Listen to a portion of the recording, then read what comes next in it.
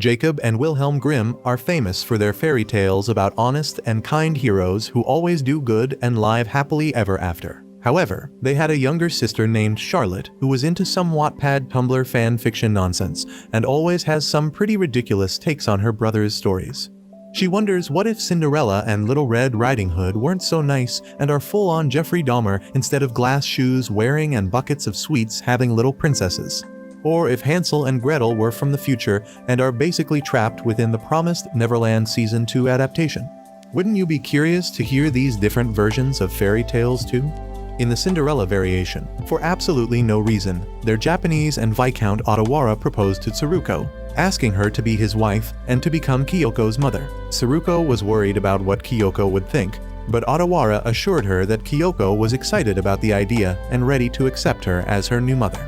He promised that they would all live together and be cared for, which is not going to happen.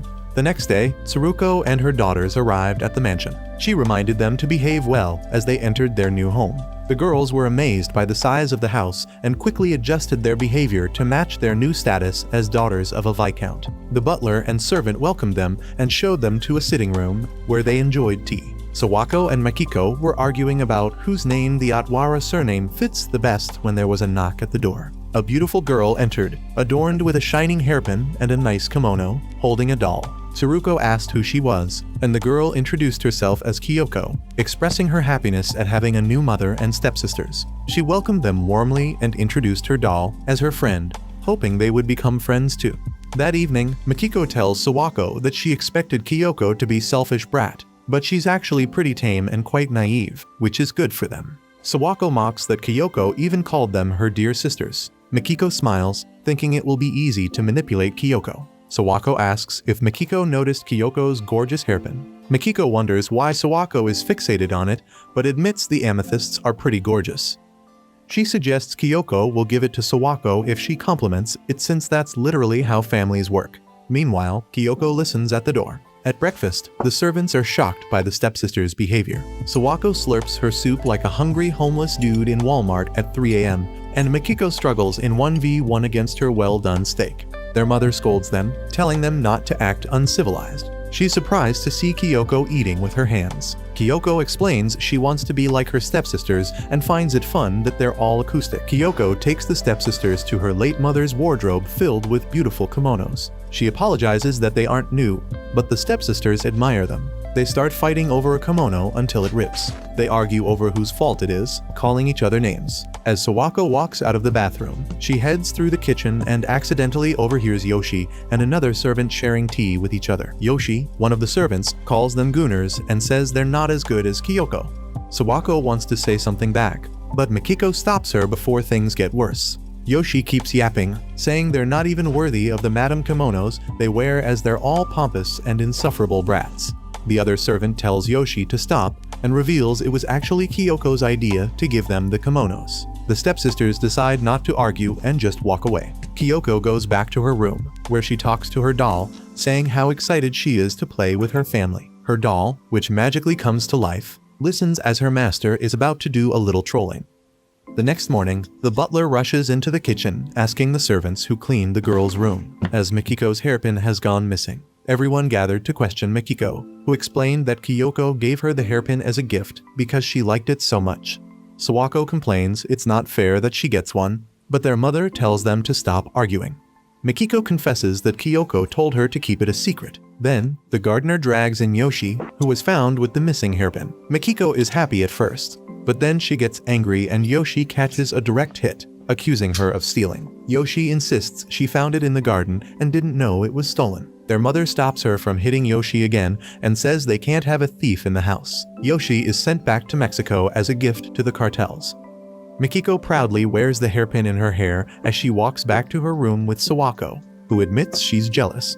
Makiko smiles, feeling victorious, but their joy is interrupted by the servants sharing tea once more. The gardener criticizes the stepsisters for always taking in it, suggesting it's because of their upbringing. The servants notice the stepsisters and quickly bow, while the stepsisters just scoff and walk away. At dinner, the servants act strangely, with one even spilling soup on Makiko out of fear. Otawara calmly handles the situation, asking for another soup. Kyoko questions why the servants are acting oddly, but one dismisses it as nothing. Mikiko, frustrated, slams the table, demanding they speak up. Sawako joins in, accusing the servants of treating them poorly and talking mad crap about them. Adawara intervenes, asking the servants if it's true, to which they deny. Kyoko feels sad and apologizes to Mikiko. Adawara advises the girls to treat the servants with respect, warning that life would be harder without them. Their mother asks if they understand, and Kyoko gives Mikiko a handkerchief, asking her to forgive the servants for her sake. Back in their room, Mikiko is furious, throwing Kyoko's handkerchief against the wall. Sawako asks if she'll wear the hairpin again, mentioning that the servants already dislike them. Mikiko agrees, adding that the servants probably think poorly of them because of their background. She then realizes something odd about Yoshi stealing the hairpin Kyoko gave her. Sawako asks what's on her mind, and Mikiko wonders why Yoshi would openly flaunt such an expensive item if she stole it. Sawako agrees that it's crazy, but Mikiko might be onto something. But Sawako points out that nobody else knew about the hairpin. They hear a noise at the door and find Kyoko there. Mikiko accuses her of spying, while Sawako suspects she's behind everything. Kyoko denies it, scared, but Mikiko insists she knew what she was doing when she gave her the hairpin. Kyoko, gripping her doll, denies it again and runs away. Scared, suddenly, they hear Kyoko scream and go to find her at the bottom of the stairs, unconscious from the fall. The butler reports the incident to Adawara, who heard from Kyoko that she fell while trying to avoid her sister's touch. Sawako disagrees with this BS they're feeding him, but Adawara questions if she's accusing Kyoko of capping. Mikiko defends them, but Adawara is upset by their mad disrespect towards their little sis. A bandaged Kyoko interrupts them, begging her father not to send them to Brazil and taking the blame for the accident. She insists on forgiving her stepsisters, which her father admires, saying it shows her compassionate nature. The sisters, realizing Kyoko's true colors, are scared. Since that day, Kyoko has started being kinder to her stepsisters. She gives Mikiko a box of jewelry, saying it will look perfect on her, and presents Sawako with kimonos. Sawako notices that Kyoko is wearing a plain kimono instead of her usual fancy one. When asked, Kyoko smiles, saying she is just a girl. She decides to downgrade herself by dressing like a servant so Sawako would see her as humble and could ask her for anything. Kyoko works hard like their maidservant, while her stepsisters are mean to the servants. The servants get together and yap about how the stepsisters are getting worse. They can't stand it anymore and will probably resort to dropping a diss track like Kendrick. Mikiko hears them and suggests they tell Kyoko they don't want her family there. The butler says no, and they apologize for talking about it. Mikiko gets mad and yells at them. Kyoko comes in, worried she upset Mikiko. She begs Mikiko not to be mad at the servants, and she apologizes with tears, thinking she did something wrong. Her dad comes and asks what's going on. Mikiko pushes Kyoko away and leaves. Adawara asks if Mikiko hurt her. Kyoko says she's okay, but her dad is tired of the stepsisters' drama. He wishes he never let them into the house, and Kyoko doesn't like what he said. Adawara gets the stepsisters' passports ready for his trip to a Temu factory in Shenzhen, China. Meanwhile, Mikiko and Sawako tell their mom that Kyoko is tricking them and playing some insane mental gymnastics. But their mom doesn't believe them. She thinks they're crazy and are imagining things. Sawako thinks Kyoko is creepy, but their mom tells them to be quiet and warns them not to say bad things about Kyoko. The girls don't care, saying Kyoko will just cry and make their stepdad believe they're causing trouble. Their mom wonders why Kyoko does so much for them, acting like a servant, and still wants to hurt them. Mikiko says Kyoko isn't normal, she's low-key a Twitter fensel. Their mom ignores them, saying they just don't like Kyoko for no reason. She tells them to stop yapping and find God or something. As she ponders, there's a knock at the door. Annoyed, she opens it, expecting her daughters, but it's Kyoko. Kyoko serves her tea and notes that she doesn't look well. Her stepmother brushes it off, saying she just has a lot on her mind, which isn't true as she rarely thinks at all. Kyoko offers to help if she can and calls her madam before leaving. As she sips the tea, it dawns on her that Kyoko referred to her as madam instead of mother, confusing and startling her. Sadly, Adawara becomes a funeral picture after dying for no reason. The family gathered to mourn, but the sisters couldn't approach their grieving mother, allowing her to mourn her second husband. However, Kyoko dresses up in a colored kimono while her doll cries about losing her father. Kyoko asks what's sad about it, and the doll explains it's sad when someone dies for no reason, except if it's like Elon Musk or something. Kyoko disagrees, saying she feels good and takes the doll to join the funeral. The stepsisters are shocked to see her dressed so nicely instead of in black. Sawako asks what she's wearing, and Kyoko smiles, saying she doesn't like black, and is celebrating because nothing can now get in the way of them getting closer together. 5 years later, Kyoko is grown and now a full-time servant. She serves her stepsisters morning tea while they discuss their mother's health, who fell ill in the past year. Sawako asks Mikiko about their mother's health, but Mikiko doesn't know because neither sister has visited a goddamn hospital despite all their money. Sawako asks Kyoko, who says their mother developed a mild fever and wanted to join them for breakfast, but was worried about giving it to the stepsisters. Sawako orders Kyoko to get the car ready as she's leaving soon, then walks away. Kyoko turns to Mikiko, telling her to let her know if anything is not to her liking. Mikiko smirks, telling Kyoko to stop the cap as she knows things are not to her liking. The servants yap once more that the stepsisters have completely taken over the house, and Kyoko has allowed it. They wonder if the stepsisters have dirt on Kyoko, but the butler disagrees, saying it's not possible as Kyoko has a kind and pure heart. Kyoko brings medicine to her sick stepmother as it's time for her medication. As she prepares the medicine, she asks her stepmother how she's feeling. Her stepmother replies with a cough, sounding hoarse. The stepmother inquires about her daughters, and she learns both girls have gone out for the day, which saddens her. Kyoko gives her stepmother the medicine mixed with tea laced with fentanyl, but she complains that the tea is bitter and has a foul smell. Kyoko apologizes, saying people often say medicine only works when it's bitter. The stepmother doesn't ask any more questions and drinks the tea. Kyoko returns to her room and talks to her doll, wondering if this is what it feels like to be truly happy. Since her father died, everything has been more enjoyable, and she hopes this happiness lasts forever. She recalls the night her stepsisters tried to run away after their father's death and her stepmother fell ill. That night, she stood at the gate in the rain, begging her stepsisters not to leave them and promising to do whatever they asked. Now, her stepsisters are with her, and they always let her do what she wants, leaving her with that snarky smile villains always do. A letter arrives at their house from the Count, inviting the stepmom and the girls to a fancy ball next month. Kyoko tells her stepmom about it, saying how important the Count is. Kyoko adds that the Count has a son named Masataka, who's a nice guy with a good job. The stepmom asks if Kyoko is going, but Kyoko says she shouldn't because she's not important enough. The stepmom says she won't go either, but she thinks her daughters would want to. She tells Kyoko to make sure they behave. Kyoko shows the letter to her stepsisters, saying they need to look super pretty for the ball. She promises to get them the most beautiful dresses and orders them right away. Sawako wonders what Kyoko is planning, but Mikiko has no clue. Sawako then tells Mikiko that the letter says the Count's son is looking for a wife at the ball. Mikiko realizes this could be their chance, and they are not going to fumble the bag. Little do they know, Kyoko is listening at the door. On the day of the ball, the servants help the stepsisters get dressed. Sawako complains about her dress, and Mikiko asks for pearl earrings to match her outfit. But the servant says those belong to Kyoko, calling her madam, which annoys Mikiko. Mikiko wonders if they think her mom is fake, and the servant apologizes. Then, Kyoko accidentally steps on the pearl earrings, breaking them.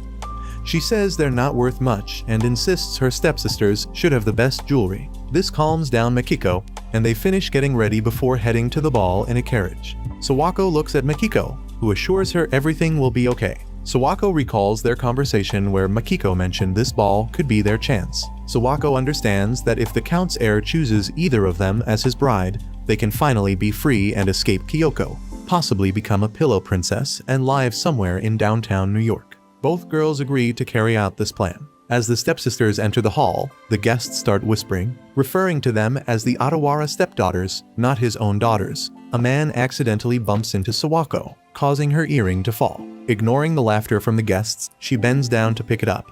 But a fine young man, Masataka, the Count's heir, picks it up and hands it to her. He asks for her name, and she introduces herself. Mikiko approaches them, and Sawako introduces her as well. Masataka welcomes them to the party and asks them to join him. Meanwhile, the stepmother begins coughing profusely. Kyoko enters, mentioning how eager her stepsisters were to attend the ball. She starts calling them names, mentioning they're vulgar and unfit to be a viscount's daughters. Her stepmother is stunned, asking Kyoko what she's planning. At the ball, people stare as Sawako keeps drinking her wine. Masataka notices and says she must handle her drinks well. He excuses himself, and Sawako asks for more. Mikiko tells her to stop, but Sawako says it's okay since it's a free bar. Suddenly, there's a fuss nearby. Mikiko rushes over and finds Masataka talking to a girl wearing Kyoko's hairpin. She calls out to Kyoko, who hurries over in a beautiful red dress. She kneels, asking for forgiveness. Kyoko explains that after seeing them off, she wanted to join the ball, but only had her late mom's old dress, which she is wearing so she could feel her mom's presence.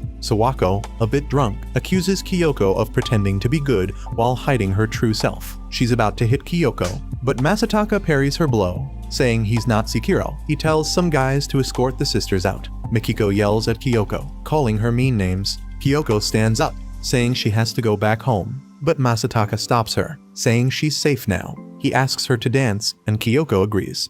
They begin dancing, and as they dance, Kyoko is lost in her memories, recalling her brilliant plan. From stealing the hairpin from Mikiko and planting it in the garden for Yoshi to find later, to throwing herself down the stairs and blaming her stepsisters, discovering her father's plan to send her stepsisters abroad. And so she tinkers with her father's carriage, sending him to hell. According to her, her father tried to meddle between her and her stepsisters, and if he hadn't, he could have lived forever as one of her favorite toys. In the final moment with her stepmother, who was shocked that Kyoko never considered them as family, Kyoko told her that they were indeed her family, but also her prized doll collection. Her stepmother starts coughing up blood. Kyoko tells her that her time is up and then forces to drink expired Gatorade, ending her life. By the end of the dance, the guests applaud, and Masataka remarks that she must be happy as she is smiling, which she agrees to, but she knows it's the happiness of her evil deeds. She leaves the ball, and Masataka begs her not to go.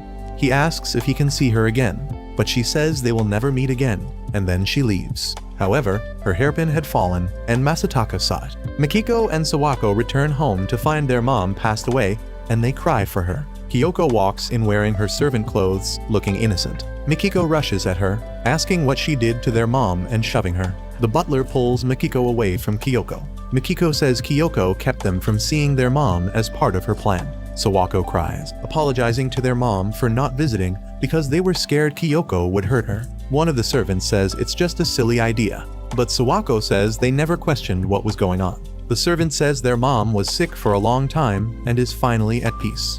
Mikiko says their mom didn't die from her illness, blaming Kyoko. The next day, Mikiko steps up to lead the family since their mom passed away. She's chatting with Masataka, who brought Kyoko's hairpin. Mikiko says they're mourning, so it's not nice for Masataka to drop by looking for Kyoko. Masataka spills that Kyoko's the only one who's her father's child. Mikiko argues that Kyoko put her in charge, but Masataka says everyone knows she and her sister treated Kyoko like a servant instead of a sis. Mikiko says Kyoko wanted that, and Masataka is about to leave when suddenly, they hear Kyoko yelling.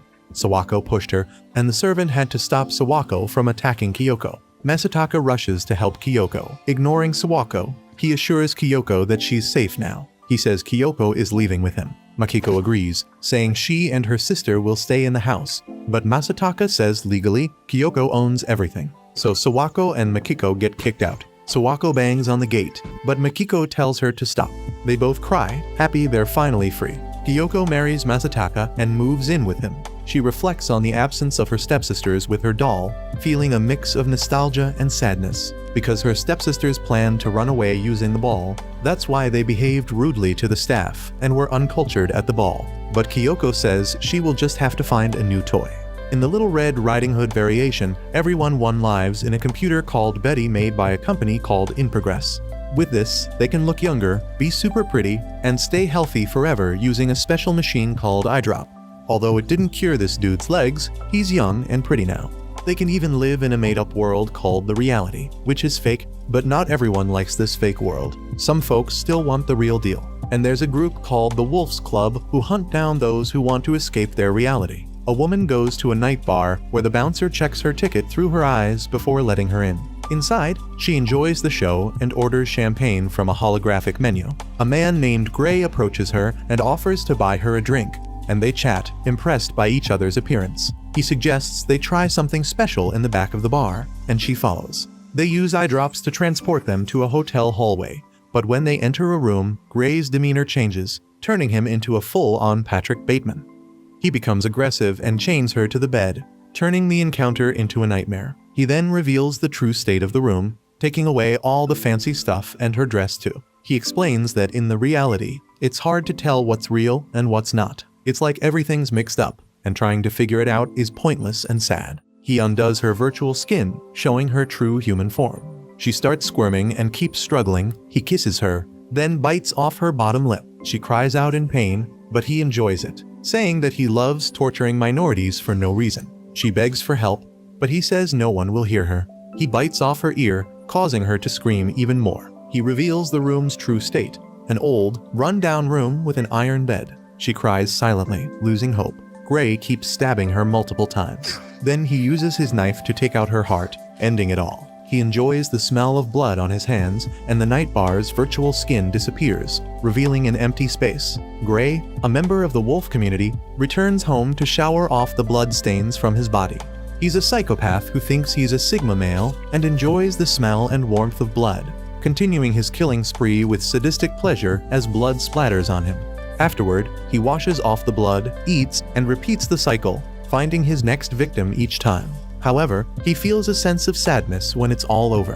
His friend, Brown, offers Gray a hunting practice, which excites Gray. He enthusiastically stabs his prey multiple times, reveling in the joy of the act. As he prepares to attack another victim, a robot intervenes, stopping him in his tracks by cutting his arm. Brown arrives, explaining that the club aims for an elegant hunt, not Kira Yoshikage crap he's been into. He warns Gray that their financial powers might not always protect him if he goes too far. While Brown understands Gray's obsession with authenticity, he cautions that it could lead to his destruction if he becomes too consumed by it. Brown hands Gray an envelope and suggests visiting the place inside. Gray stumbles upon a rundown area, now a sad slum with broken buildings and dusty streets. Suddenly, a boy pushes him, demanding that he move. Gray inquires why, and the boy, sensing Gray doesn't belong, turns into a Londoner, demanding Gray to empty the compartments of his pantaloons and discard all his belongings. However, an old lady, referred to as Granny by the boy, intervenes, instructing him to cause trouble elsewhere and find someone else to bother. The boy protests that he was merely warning Gray, but Granny insists he leave and forbids him from returning unless she calls for him. Intrigued, Gray questions if she's the authority figure there, and Granny inquires why he's visiting. Gray explains he has a special request. She takes him to her simple house, adorned with flowers, bugs in frames, Discord kitten's bathwater, and a bird in a cage. Gray admires the decorations, expressing how he can see similar things with eyedrop, but can't physically interact with them. Granny inquires about his visit, assuming it must be important. Gray reveals his desire for a wolf's night, where he can hunt a little Red Riding Hood. Granny scolds him for his greediness and questions if his friends are aware of his presence, but Gray remains silent, implying his secrecy. Granny warns him of the risks if his friends discover his whereabouts, but Gray shows indifference, solely focused on experiencing the real hunt. Granny labels him a lost soul, but advises him not to dwell on it too much. She agrees to arrange the hunt, mentioning the involvement of money, but asserts that Gray will bear the consequences of his actions. Gray assents and Granny informs him that the process will take a week to 10 days and cannot be cancelled. Granny retrieves her files and begins searching for the perfect match for Gray, describing him as someone who craves blood and is captivated by its scent. However, she stresses that the success of the endeavor depends on the Little Red Riding Hood she's chosen. Gray attends a meeting, his mind wandering as he barely pays attention. Eventually, he concludes the meeting, instructing everyone to fulfill their duties, and the hologram disappears. His robot secretary delivers a package to him, containing a lean, prompting a smile from Gray as he realizes it's from Granny. That night, armed with information about his Little Red Riding Hood named Scarlet and her location in the slum area, Gray sets out. Scarlet is enjoying a party with her friends when she abruptly decides to leave. A boy from earlier offers to escort her, but she declines, irritating him. As she walks through the quiet, dark streets, she notices the boy still following her. Confronting him, she tells him to stop being annoying. He tries to persuade her with premium Fent, offering it to her in exchange for a night together. She spits on his face, and he retaliates by slapping her. Threatening to teach her a lesson, he's interrupted by Gray's intervention, leading to a confrontation. The boy brandishes a knife and swings it at Gray, who manages to dodge it. Warning Scarlet to leave before a fight can escalate, she knocks the boy unconscious with a rock. Gray and Scarlet dash away from the scene, stopping after a while. Scarlet touches her bruised face, and Gray offers her a handkerchief to wipe it, but she bursts out laughing. Confused, Gray asks what's funny. She remarks that he must not be from around there, as no fruity guy like him in that area carries a handkerchief. She suggests that if he's just there for fun, he should leave. She starts to walk off, but he follows, asking for a thank you. Despite her initial resistance, she thanks him regardless, acknowledging his attempt to help. Gray compliments Scarlet, calling her beautiful, and expresses his desire to get to know her better. She invites him over, and he agrees. They reach her room, which has a gloomy atmosphere. Gray hesitates to enter, but eventually follows her inside. Scarlet pours drinks, wincing as she drinks due to her bruised mouth. Gray struggles to swallow his drink, finding it unlike anything he's tasted before. Scarlet explains that everything there is real, unlike the reality created by eye drop, which is why Gray sought her out. He finishes his drink and asks about her dreams. Scarlet admits she's never thought much about them, prompting Gray to discuss his desire for genuine experiences. As Gray begins to feel strange, he goes to sit down. Scarlet questions what he means by experience, and he explains his yearning for authentic emotions, not the artificial ones manufactured for them. She challenges him on how he'll discern what's real when he's uncertain if she is real.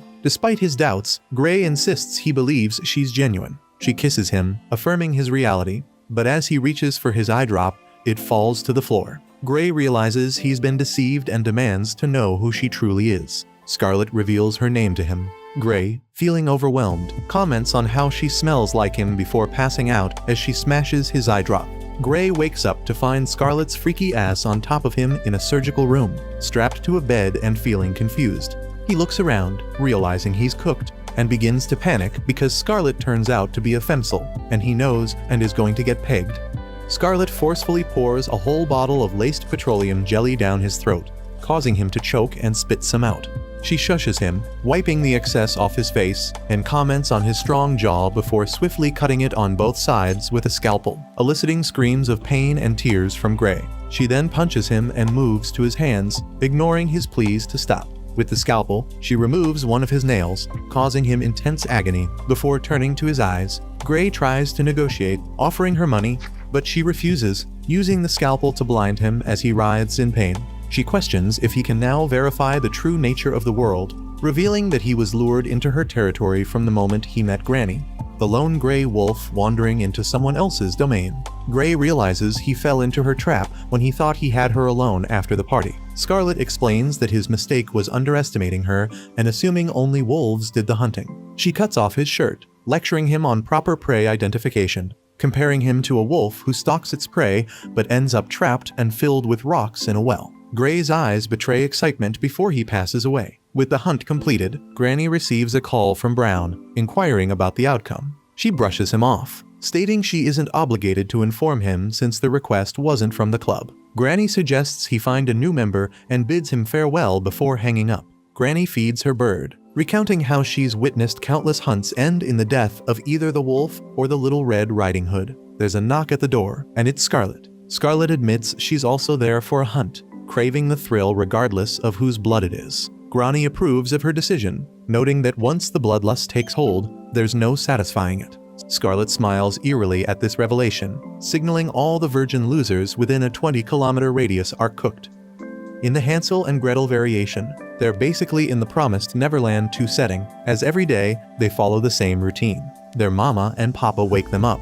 They eat breakfast. Papa teaches them lessons, and Mama takes care of the chores. But if they wander too close to the fence, they'll end up in detention. Today, Mama and Papa wake them up as usual. Walking past the wall, which has 3 picture frames, each with fewer children in them, Mama goes to check on Fritz, who's wet the bed again.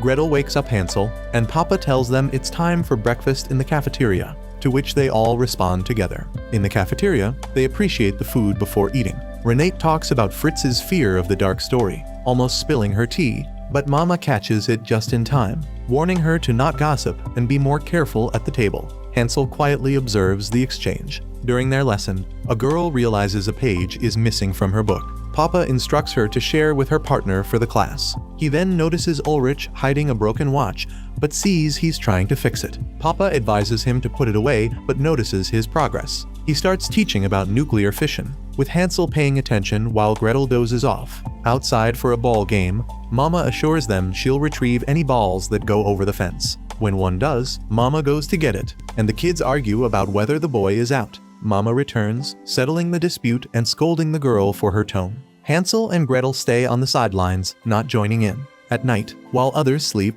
Hansel and Gretel draw on the floorboards. Mama and Papa catch them, and they run to hide. Hansel blames Gretel for wanting to go to the bathroom together, but Gretel says she invited him for a walk since he can't sleep. Mama and Papa scolded them for their increasing list of infractions. Since they've been in detention 42 times, their next punishment surprises them: sleeping outside in the forest. Mama and Papa guide them to the other side of the fence and lock them out until morning. Hansel asks if they can explore the forest, and Papa agrees but reminds them to be back for class and get enough sleep.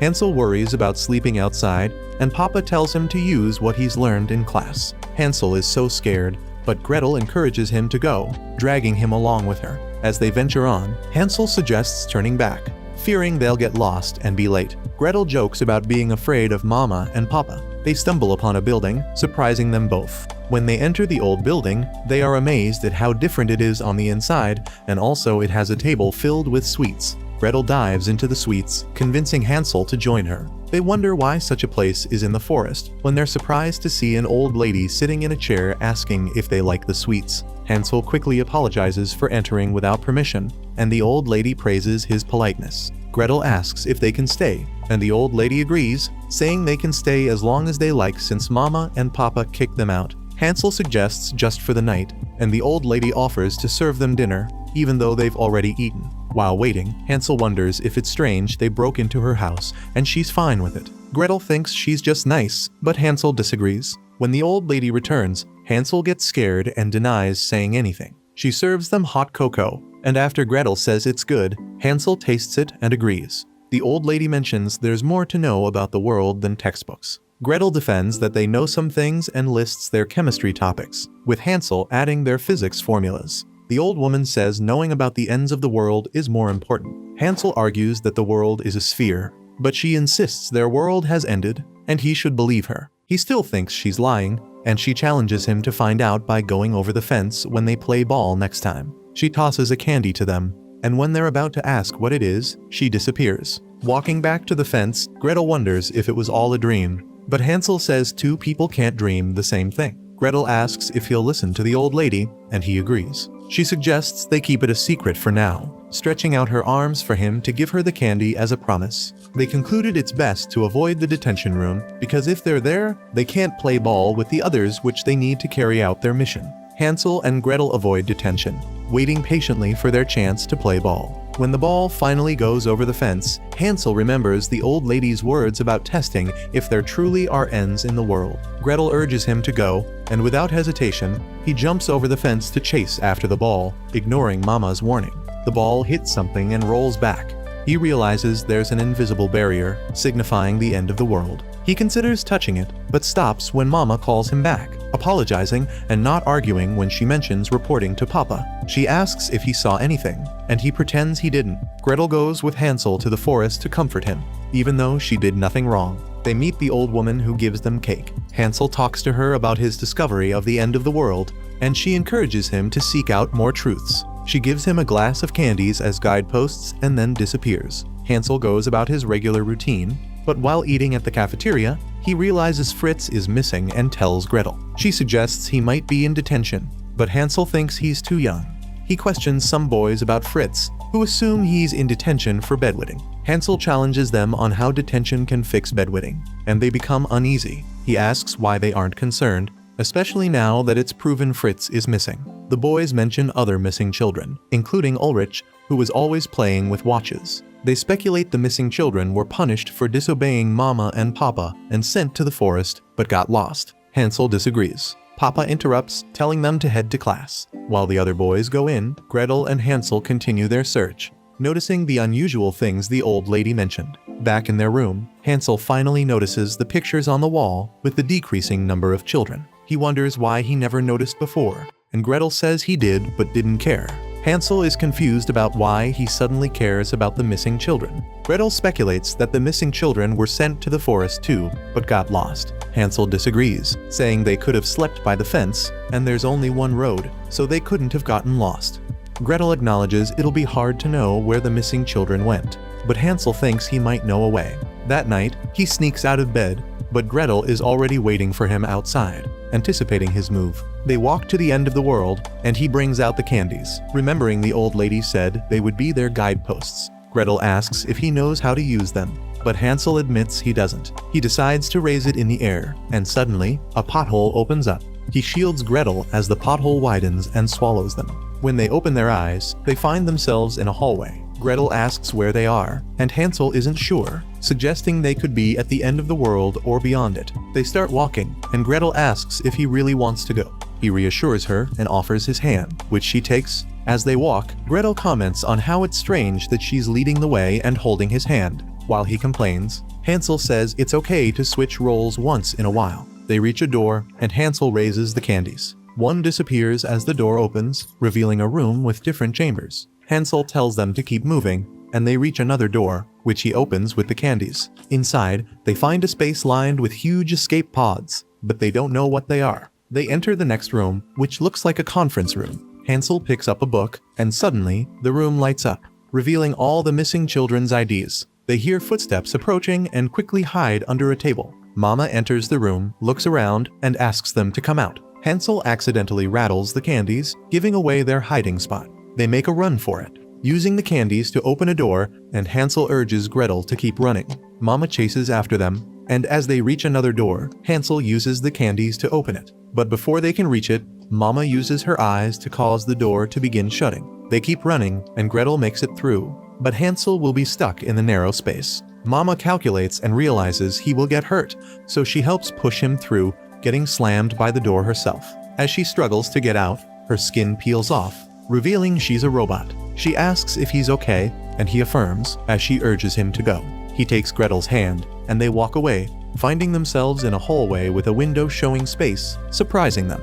They walk through a dark hallway, illuminated only by the candies in Hansel's hand, while he holds Gretel's hand with the other. Gretel complains she can't see anything and asks him not to let go, which he promises. They finally see some light, and when it clears, they find themselves near the fence close to the forest. Gretel asks if they should go back to school. Instead, they head to the old woman's house. After hearing their story, she asks what they learned from their adventure. Hansel says he hasn't learned anything. The old woman asks if he's tired of seeing things he doesn't understand and offers a purple candy to make it all go away. Hansel refuses, saying he wants to know more about what's out there. The old lady takes them back to the escape pod room and explains that their ancestors once lived on a blue planet among the stars. When it became unsustainable, they devised strategies for survival, including leaving their offspring behind in systems like theirs. Their task is to care for human children until they're strong enough to live outside. She wishes to send out all the children successfully. Hansel asks if it's a test, and she confirms it. He says it's a lot to take in. She asks if he still wants to go back to school or the forest, but he knows his only option is to board the escape pod. It opens up, and she tells him to sit down, assuring him the machine will take care of the rest. When he wakes up, he'll be in the new world. Hansel realizes there's only one seat in the escape pod and wonders where Gretel will sit. The old lady cryptically tells him that he needs to confront something on his own before they can leave. Gretel then reveals a shocking truth. She's been a figment of his imagination all along, not his real sister. Hansel is stunned, recalling all the moments he spent with Gretel when she wasn't really there. In disbelief, Hansel receives his red sweater back from Gretel, who explains that she borrowed his courage and is now returning it to him. She reassures him that he has the strength to go on alone. Overwhelmed, Hansel pleads with Gretel not to leave, admitting he's afraid to face the journey by himself. Hansel was never truly there, and Gretel has been a figment of his imagination all along. But he clings to her imaginary presence, finding solace in her encouragement. She assures him that his journey has been his own, and she hasn't influenced his decisions. With one last comforting touch, Gretel leads him to the pod. Tearfully, Hansel says goodbye to Gretel, knowing it's time to face the unknown without her. As the pod leaves, Hansel still can't believe that not long ago, he was going to school with Gretel. He wishes he never learned that she didn't exist and regrets not taking the candy to forget everything. Hansel's pod finally lands on hard ground. Someone calls his name, and he sees 3 humans. One of them, Fritz, runs to hug him, saying he didn't know he'd be coming soon and assures Hansel not to be afraid. Ulrich and Thomas will be happy to see him.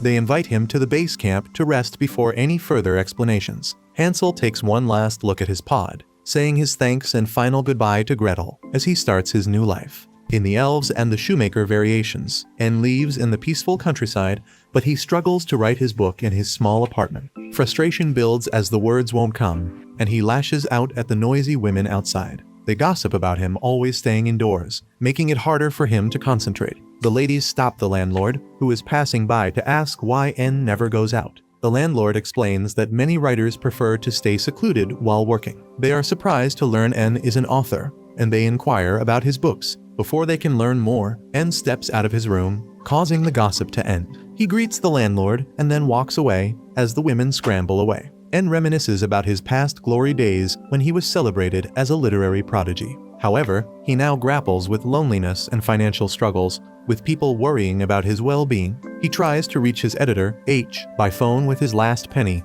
but he hears that H has moved to another department. His new editor, S, tells him the manuscript From the Shores of Stupor that he submitted needs more time for review. N agrees and plans to follow up next week. S, who doesn't care, quickly ends the conversation with a goodbye later that evening.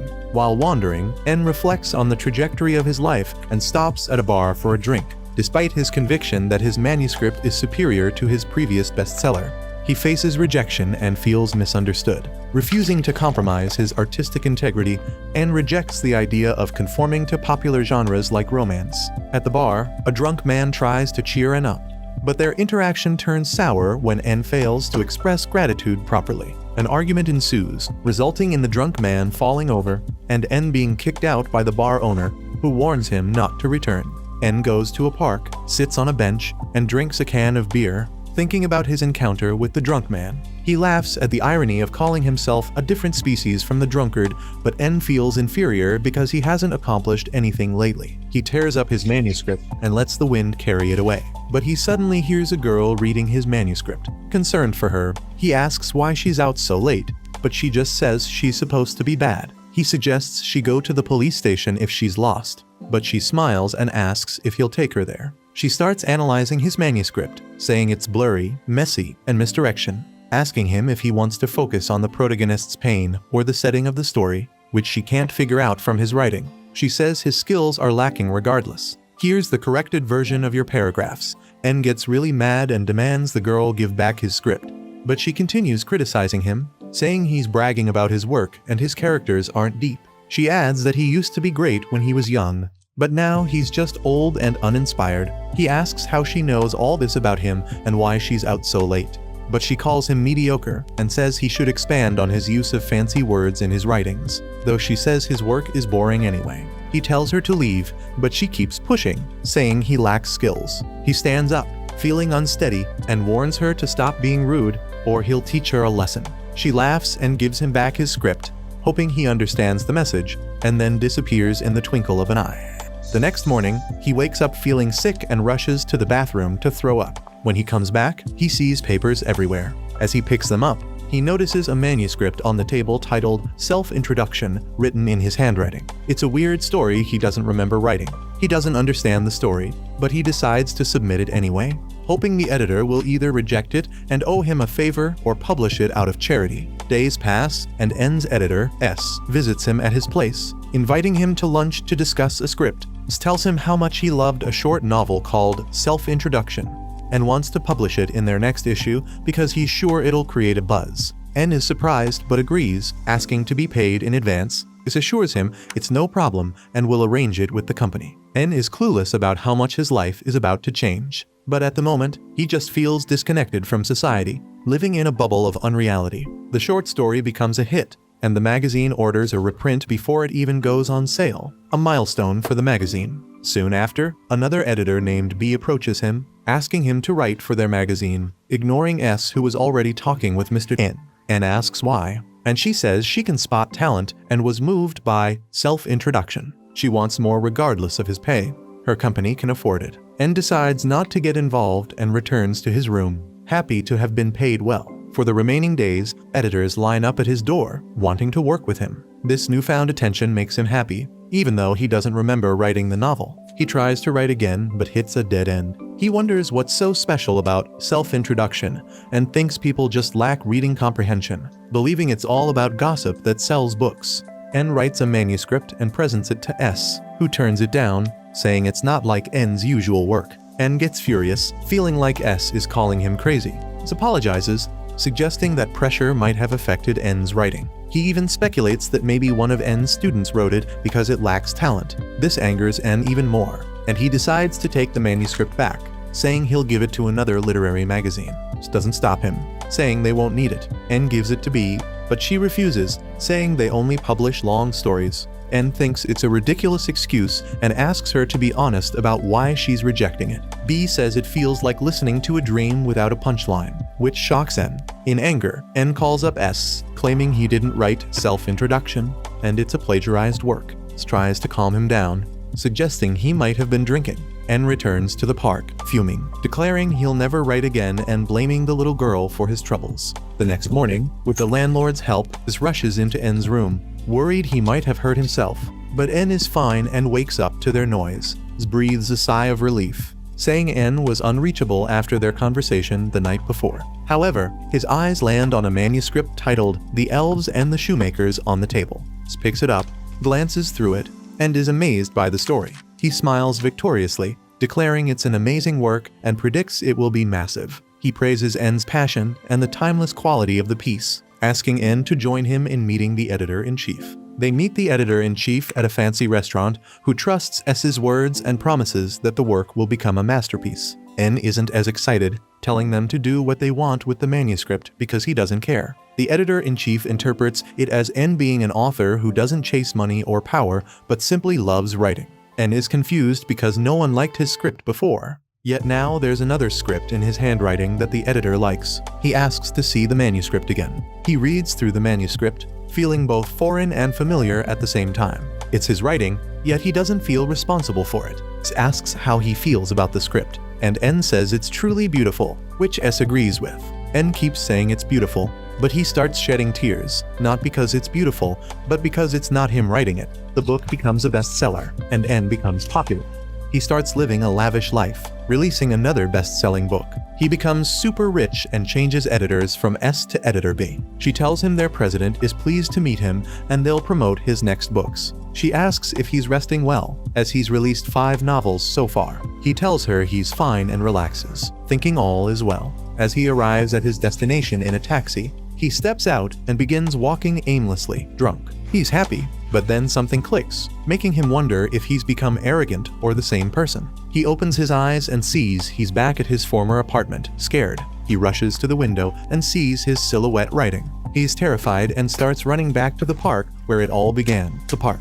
N is surprised he's at the park instead of his penthouse in the city. She asks how the reworking of From the Shores of Stupor is going. He says he has given up on it and is now focusing on his other books. But she questions that those books aren't his writings. This leads N to become increasingly agitated, insisting he's a successful author. However, the girl challenges him, pointing out that none of his recent work truly reflects his own creativity. She highlights that while others may praise his recent publications, they lack the authenticity and depth of his earlier writing. As N grapples with this revelation, he finds himself questioning his own reality. He recalls waking up to find completed stories on his desk, all written in his handwriting but bearing little resemblance to his usual style or themes. Despite his efforts, he can't recall writing them, and they seem alien to him because he never understood why people loved them. He looks at her, asking her to confirm that he was the one who wrote all his books. She tells him that he already knows the answer, bidding him farewell and saying the only mistake he made was not embracing and working on his true reality. As his world of literature begins crumbling, N sees an alternate reality where he stands out. He had a wife and a baby girl, and he still lived in his old apartment, but he was happy. The landlord visits him while he continues his story. He finally reworks From the Shores of Stupor, which later became a successful publication. Despite his success, N remains humble and lives a peaceful life. Realizing that could have been his life, N chooses to let go of the manuscript, giving up hope. As it flies into the air, he reflects on his wrong decision to stay hidden and go along with society. In the real world, news spreads about the sudden death of a best-selling author named N.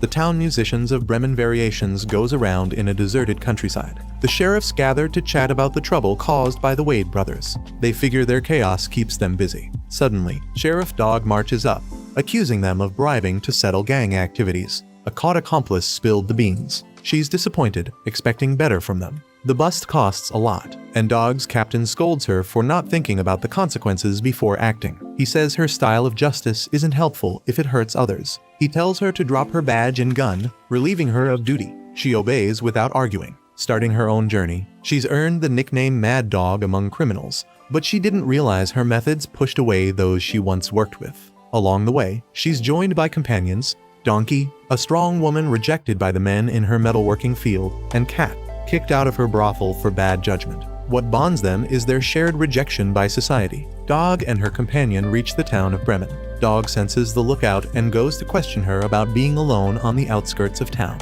Dog notices the girl's tattered clothes but doesn't pry further, instead asks about a nearby rest stop. The lookout, feeling uneasy, tries to avoid questions by confirming the direction to Bremen. Dog asks about the saloon, but the lookout advises against going there. When Dog asks why, the lookout remains silent, and Dog decides not to push further, leading the group away. However, the lookout, named Rooster, reveals that the saloon is actually the headquarters of the notorious Wade brothers, urging them to keep their distance. Despite the warning, the group insists on going, prompting Rooster to consider reporting them. Surprisingly, Dog approaches Rooster, pats her on the head, and thanks her for the information before they continue on their way. Using her binoculars, Rooster spots approaching sheriffs and quickly rushes ahead to warn the Wade brothers. Rooster arrives just in time to report the approaching sheriffs, earning praise from Roger. As the three sheriffs enter, the head sheriff boldly declares he won't allow criminals like them in town. But before he can finish his sentence, Tim, one of the Wade brothers, shoots him in the ear without hesitation. The other sheriffs draw their guns,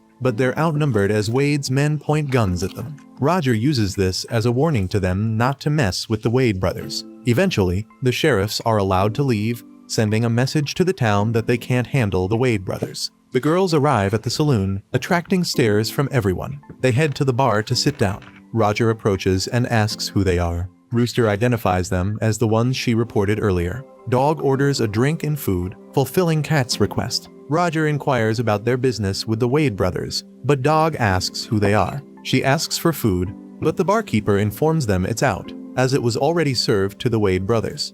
Roger dismisses it as bad luck and offers to share their food. Tim puts his leg on the plate, taunting them to eat it, while the men around laugh. Cat complains about the hostile atmosphere, prompting the barkeeper's wife to suggest they leave to avoid trouble, as cleaning up after the Wade brothers is already a hassle. Dan, one of the Wade brothers, approaches Cat, trying to solicit her for the night. When he places his hands on her shoulder, Donkey intervenes, telling him to back off. Dan challenges her, saying she should know her place, punching her, but she doesn't budge. Donkey punches him, which sends him crashing to the ground, leaving everyone stunned. Cat jokes that she would have entertained him if he were stronger than Donkey. Dog decides it's time to leave, dropping some money and apologizing to the barkeeper for the trouble. However, Roger stops her, pointing his gun and demanding to know who they are. Dog reveals she's known as Mad Dog among criminals, which shocks the brothers. Dan knows her name as she's been hunting down gangs, picking fights, and driving them out, whether dead or alive. He calls her the combative sheriff and questions her sanity for trying to take them on with just 2 companions. Dog counters that they're being underestimated and are actually just scouts on a recon mission. She warns that soon an elite team of 40 sheriffs will storm the saloon to capture them, ending their reign of terror. Dog proposes another option. They can leave town and promise never to return. However, Roger, aiming his gun at her, refuses to let her live. He pulls the trigger, but before anyone can react, Dog swiftly closes the distance and stabs Roger, ending his threat. She declares herself ready to fight anyone who dares to challenge her. Dan orders Tim to gather Roger and suggests they leave before the 40 sheriffs arrive. They carry Roger out, followed by the other men. The barkeeper couple finally breathes a sigh of relief. Dog compensates them for the trouble, but the man insists they leave as their presence would be bad for business. The woman offers Dog a cloth to wipe the blood from her face. Rooster leaves amid the conversation. Rooster recalls the painful memory of being kidnapped by the Wade brothers when her parents refused to pay the ransom, leading to her abandonment. Roger offered her a chance to survive by working for them, even when she longed to return home. Interrupting her thoughts, Dog asks where she's headed. Rooster admits the Wade brothers were her only refuge. Dog reassures her that she won't survive alone and encourages her to trust them to take down the Wade brothers and create a new home where they all belong. Dan reports Roger's death to their big brother, Sean. After hearing how it went down, Sean realizes that Dog's elite team of 40 sheriffs was a bluff and declares that they will pay for defying the Wade brothers. As the couple cleans their saloon, the girls return. Dog warns them that a bigger storm is coming as the Wade brothers will return. When asked about her elite team, Dog reveals it was a lie and that she's no longer a sheriff, but it bought them time. She tosses them a coin, saying it's all the money she has, but they should consider it an advance payment for the trouble. The Wade brothers return with a bang as Sean shoots down the door, leading his men to storm in. The barkeepers emerge from hiding with their hands in the air. Dan asks where the girls went, but he lies, claiming he doesn't know, and mentions they left after their scuffle. Suddenly, a barrel of oil is hurled at them, causing chaos. Some manage to dodge it, but 3 are hit, spilling oil on them. A chandelier of candles is dropped, setting those doused in oil ablaze. In the heat of the battle, Kat uses her retractable whip and grabs one of the minions from the ceiling, dodging bullets as she avoids their gunfire. She hangs the minion from the ceiling and electrocutes him with her whip. Meanwhile, 2 other minions chase upstairs, but are swiftly stabbed by knives thrown their way. The remaining minions attempt to flee, but Donkey uses her hammer to break the front post pillars, causing them to fall on the men. With the odds now 3 on 3, Sean shoots at Dog, who dodges his bullets as she runs through the upstairs. She attempts to stab him, but he steps back and shocks her with a knife. Though she avoids the knife, she can't dodge his kick, sending her crashing into a wall. Sean reveals the knife is his specialty, and Rooster immediately stands in front of Dog. He kicks a gun at her, instructing her to use it to kill Dog. He promises Rooster a better place to stay if she kills Dog, and he'll finally consider her part of their family. Rooster picks up the gun, but instead aims it at Sean, remembering the pain she endured under his care. Dan faces Donkey, attempting to attack her with a broken-off pillar, but Donkey swiftly smacks him into the ground with her hammer before he can even strike. Meanwhile, Kat confronts Tim, effortlessly wrapping her whip around his hands and electrocuting him into cooked meat. Sean laughs at Rooster's choice to go against them and approaches her. She fires at him, but misses. He warns her to stay back, offering to create a place for her to belong. Dog tries to intervene, but he kicks her away. Dog catches her steps and pulls out her knife, going after Sean and slicing his arm and thigh. Rooster aims the gun at Sean, who dares her to shoot. She hesitates, torn between her loyalty to Dog and her own desire for revenge. Dog reminds her of their bond and urges her to let her finish Sean, as hatred isn't something Rooster wants controlling her. The place begins to shake and fall apart. Sean entrusts Rooster to Kat and then the barkeepers to Donkey. They escape outside, leaving Sean and Dog behind. However, they both manage to jump out before the place explodes from a gas leak ignited by a sparked wire. Dog and Sean then have a face-off, with Sean challenging her to draw her gun for a match of gun skills. They both ready their guns, and Sean fires first, hitting Dog with a shot. Undeterred, Dog pulls out a secret blade and throws it, piercing Sean in the forehead, ending him. She apologizes, admitting that even as a former sheriff, she never liked using guns. Peace is restored, and the saloon thrives with customers. The 4 girls choose to work as servers at the saloon, surprising the barkeepers, as things weren't supposed to turn out this way. Nevertheless, they operate their business in the destroyed building, which lacks a roof. Dog is happy, realizing that despite not knowing their backstories, all 4 of them have bonded together through their societal rejection and created a home where they belong. The Pied Piper of Hamelin variation happens in a cozy village surrounded by mountains where kids are busy with math in a humble school. The teacher gives a challenging problem, and everyone starts working. But Maria is absent-minded.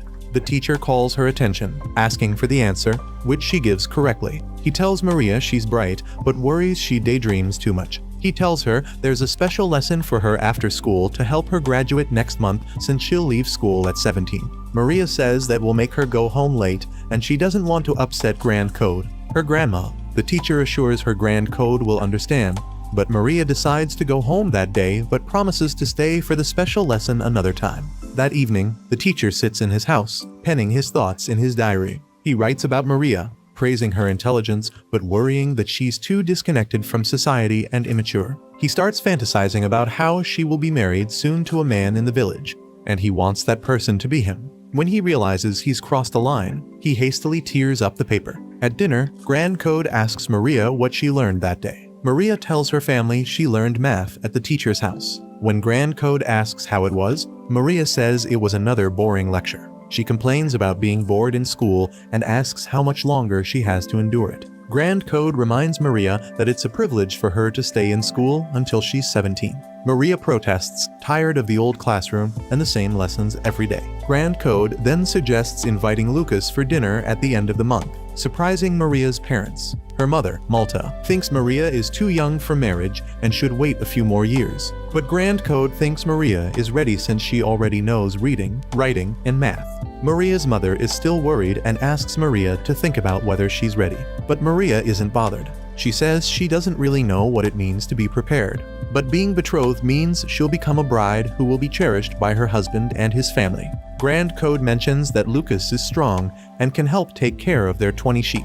But Malta argues that Lucas is a troublemaker known for starting fights. Grand Code admits to knowing this, but says the village needs strong workers and doesn't tolerate laziness. Malta apologizes for complaining and assures Grand Code they're not against her rules. Grand Code ensures they will invite Lucas as a guest. Maria, unconcerned, remarks on how lovely the rainy weather is. The teacher hears a knock at the door and, thinking it might be Maria, opens it. Instead, a hooded stranger falls inside and asks for water. The teacher, unsure who she is, refuses to help her. She then asks for a place to sleep, even just the awning. The teacher, feeling both worried and upset, says he can't help her. The stranger keeps asking, but the teacher says he can't assist a stranger. She insists she's not a beggar, but a traveler who explores the world. The teacher dismisses her as a beggar, but she claims she's different and can offer something in return. He doubts her, saying if she had something valuable, she could afford food and shelter. She offers him a picture in exchange for staying overnight. He takes it, but when he looks, he's shocked and disgusted. It shows a man and a woman smiling at each other in fancy clothes. He gives it back, saying it's awful. Confused, the stranger asks what he means. The teacher explains, with fear in his voice, that it shows indecent activities between a man and a woman. He wonders why she doesn't see how wrong it is. The traveler says she paid a lot for it because she loves the pictures of the lovers. But the teacher insists that lovers are bad and do bad things. She disagrees, saying love is beautiful and nothing to be afraid of. Refusing to listen, the teacher tells her to leave. She goes out into the rain, leaving him alone with his thoughts. The next day, the teacher waits outside as the pupils arrive for school. He smiles upon seeing Maria from afar, but suddenly, fear and sadness fill his eyes as he watches her walking with Lucas. He's scared they might be promised to each other. Maria greets him, then notices his upset expression. He tells her she needs to stay after school and that he'll send someone to let her family know. When evening comes, he sends some children to tell Grand Code that Maria is staying back.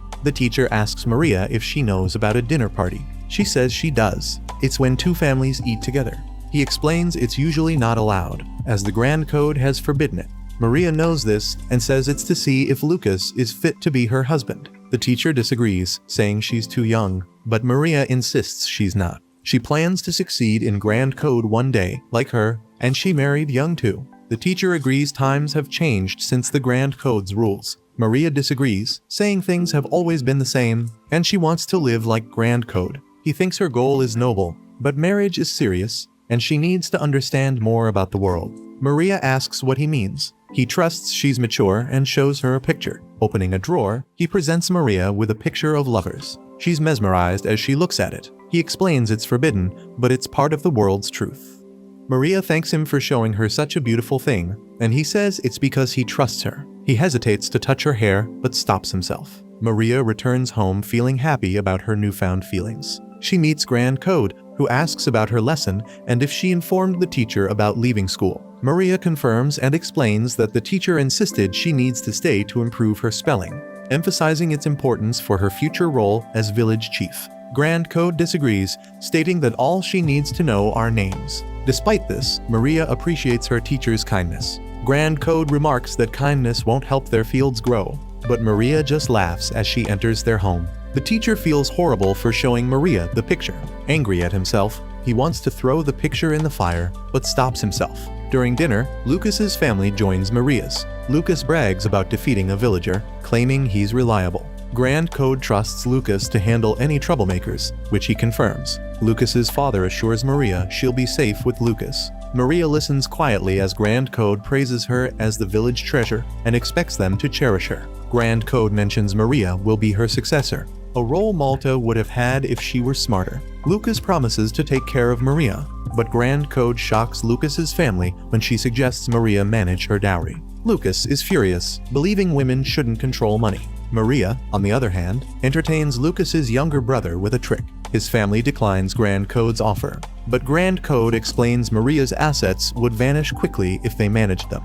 She suggests they control the assets together once Maria gives birth. Maria speaks up, questioning what if she doesn't want children. Will they treat her like the chicken they ate for dinner? Grand Code asks Maria's opinion of Lucas. Maria bluntly calls him pretentious and stupid, shocking everyone. She predicts he'll raise his hand at her because he bullies the weak. The family is stunned. Maria admits Lucas is the best option among the men at least. Grand Code isn't surprising. Lucas's father tries to intervene, but Lucas, sad and shocked, asks if Maria truly sees him that way, which Maria affirms, mocking him for thinking she will ever love him. Grand Code advises Maria to be careful with her words. Maria casually agrees, and then Grand Code tells Lucas their marriage isn't definite yet. She'll monitor him, so he should behave well. The next day, the teacher gets angry at two children who are talking about Lucas and Maria's upcoming marriage. He is about to discipline them when Maria walks in. She goes to sit down, commenting on the nice weather. Then she tells the teacher that she would like to meet with him one-on-one later,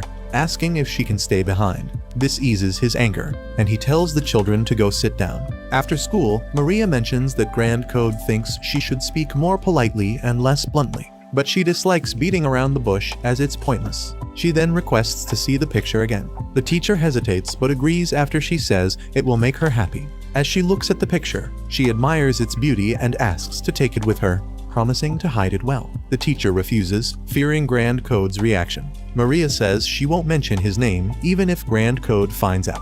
He firmly declines and reaches for the picture, but she pulls it back, curious about its origin since leaving the village is forbidden without Grand Code's permission.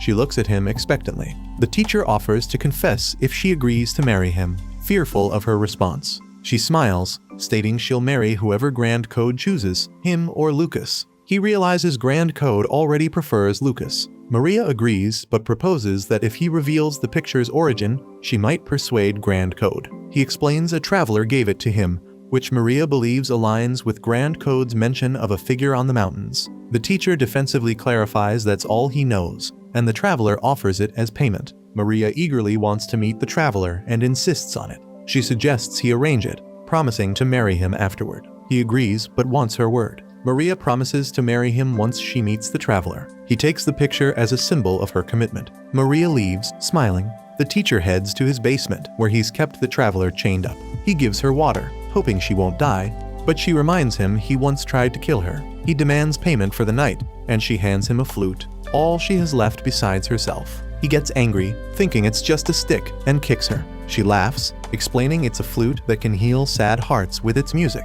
He finds it absurd, but she insists music can stir up emotions, even longing for loved ones. He asks if she's lying, but she counters, asking if he's ever heard music, forbidden by Grand Code. He almost hits her but stops, asking her to play the music the next day. She agrees, warning him not to doubt her. The next day, Maria returns, eager to meet the traveler. The teacher questions if she'll marry him, and she admits it's impossible. Saddened, he hesitates, but she assures him she can offer something else. She offers herself. Satisfied for the night, he leads her downstairs, but in the basement, the traveler is nowhere to be found. The teacher is bewildered and turns to Maria, who is feeling betrayed. He insists the traveler was there the day before and mourns that he had believed her lies. They go back upstairs, and he pleads with Maria to trust him, giving her the picture as a token of their bond. She accepts it but refuses him, saying he didn't keep his promise. He desperately begs her to stay, declaring his love for her, but she kicks him down the basement stairs, revealing she knows his story is fake. She leaves him, begging her not to go, professing his love, but Maria is already outside enjoying the rain.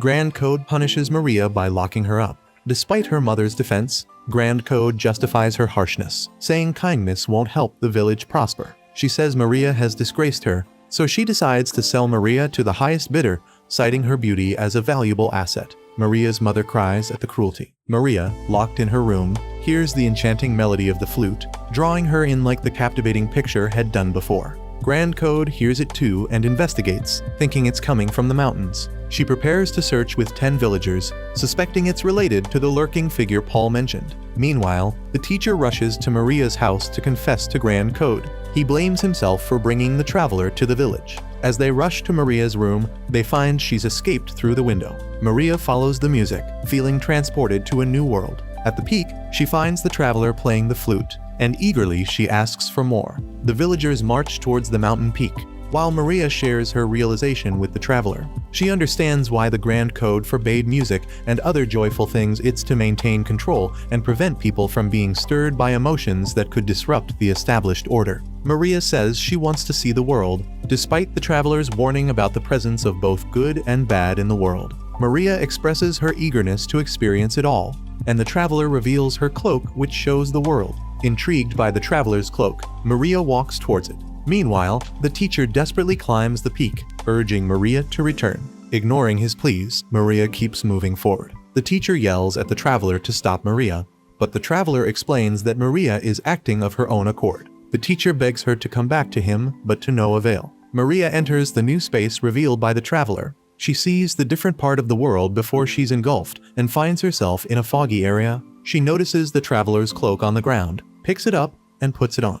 Looking at her reflection in a fountain, she discovers she now has red hair like the traveler. Realizing she has become a traveler, Maria embraces her newfound ability to explore the world. She tells a young girl her story and how she became a traveler, and the young girl is excited to hear it. She asks what happened to the villagers, and Maria replies that she doesn't know. But the girl smiles as Maria's story inspires her.